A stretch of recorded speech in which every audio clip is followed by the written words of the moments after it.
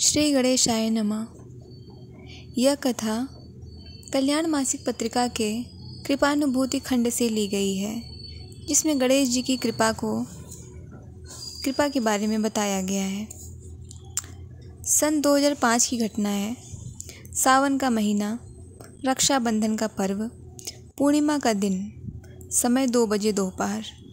पत्नी ने कहा कि भाई को राखी बांधना है, इसलिए हमें हीरो पुक गाड़ी पर बिठाकर हमारे भैया के यहाँ ले चलो। हमने कहा कि अपनी सभी पुत्रियाँ घर आएंगी, तुम मायके अपने घर चली जाना। परंतु पत्नी ने कहा कि अभी तो 2 बज रहे हैं, चलो 2-3 घंटे में तो वापस आ ही जाएंगे, वे सभी तो शाम तक आती हैं। मैंने कहा अच्छा भाई, चलो चलते हैं। फिर हम तैयार होकर चल दिए। हमारे यहाँ से पत्नी का पीहर करीब 20 किलोमीटर दूर है। अभी थोड़ी ही दूर चले थे कि कुछ घने बादल के टुकड़े देख मैंने अपनी पत्नी से कहा कि लगता है कि बरसात होने वाली है। तो पत्नी ने कहा कि तुम्हें तो मेरे पीहर न चलने का कोई बहाना चाहिए। बहरहाल करीब 3 बजे हम लोग वहाँ पहुँच गए। पत्नी ने अपने भाई को राखी बांधी। पूर्णिमा का व्रत था। हमारे साले साहब की पत्नी ने आग्रह किया कि व्रत का यहाँ पर ही पारायण करके जाइए। भोजन बना। इधर कुछ ही क्षणों बाद बरसात शुरू हो गई। जल्दी से भोजन किया। फिर पत्नी से कहा कि चलो भाई जल्दी से चलो, क्योंकि बरसात बहुत हो जाएगी तो घर पहुंचना मुश्किल हो जाएगा। फिर हम पति पत्नी बरसते पानी में ही रवाना हुए। वहाँ से नेवड़ नामक गांव तकरीबन 6 किलोमीटर दूर है।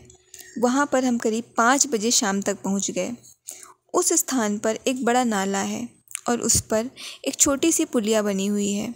बरसात के पानी की वजह से पुलिया से लगभग 3 फीट ऊपर से पानी ओवरफ्लो हो रहा था। ऐसी स्थिति में पुलिया के ऊपर से कोई भी वाहन जाना असंभव सा हो गया था। ऐसा नज़ारा देखकर हम लोग घबरा गए कि अब घर कैसे पहुंच पाएंगे। नेवड़ गांव के सरपंच हमारे जान पहचान वाले थे। मैंने उनसे मिलना उचित समझा। मैं उनके पास पहुंचा और निवेदन किया कि किसी भी प्रकार हमें पुलिया पार करवाएं। वे बेचारे अपने पुत्रों के साथ हमारी मदद को आए और कुछ समय पानी घटने का इंतज़ार करके जब थोड़ा पानी घट गया तो हम उनकी मदद से पुलिया पार कर पाए और फिर आगे बढ़े। फिर लगभग शाम 6:30 बजे गांव मालखेड़ा पहुँचे। वहाँ पर भी एक बड़ा नाला पड़ता है।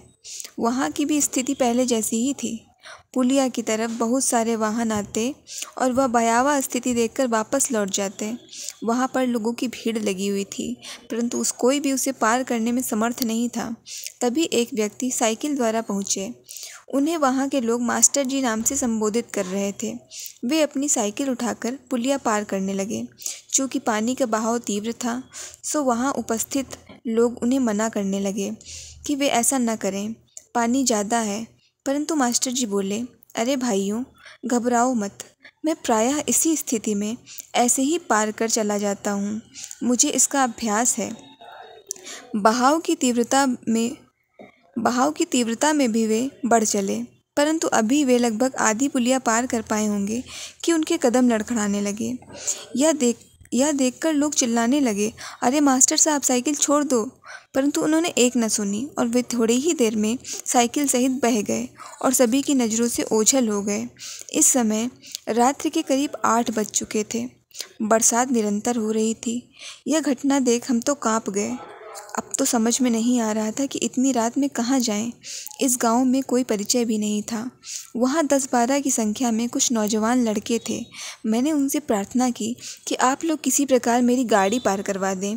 वे लोग बड़ी मेहनत से मेरी गाड़ी पुलिया से पार करा दिए, परंतु पार करने पर जब मैंने गाड़ी स्टार्ट करनी चाहिए तो वो स्टार्ट नहीं हुई। ऐसा लगा कि साइलेंसर एवं पेट्रोल टंकी में पानी चला गया है। अब इतनी रात में आगे का रास्ता कैसे तय होगा, समझ में नहीं आ रहा था। कुछ किलोमीटर उस घने अंधेरे में पैदल चलने लगे। कुछ भी समझ में नहीं आ रहा था। हमारी स्थिति अत्यंत दयनीय हो रही थी। बादलों की गड़गड़ाहट और बिजली की कड़क के बीच बारिश में भी जाते हुए हमें कोई आश्रय नहीं था। मैं बचपन से ही भगवान गजानन गणेश जी को अपना गुरु मानता हूँ। ऐसे संकट के समय मैंने आर्त होकर उन्हीं विघ्न विनायक की प्रार्थना शुरू कर दी।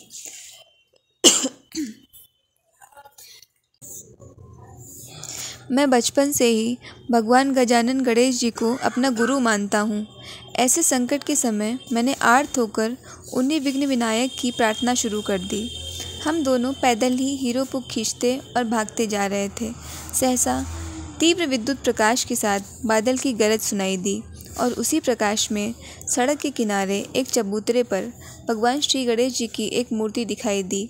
हम वहीं चबूतरे पर गाड़ी रोककर बैठ गए और भगवान से प्रार्थना करने लगे कि हे गणेश जी, हमें किसी प्रकार सकुशल घर पहुंचा दो। इस प्रकार प्रार्थना कर गाड़ी स्टार्ट करने की कोशिश की।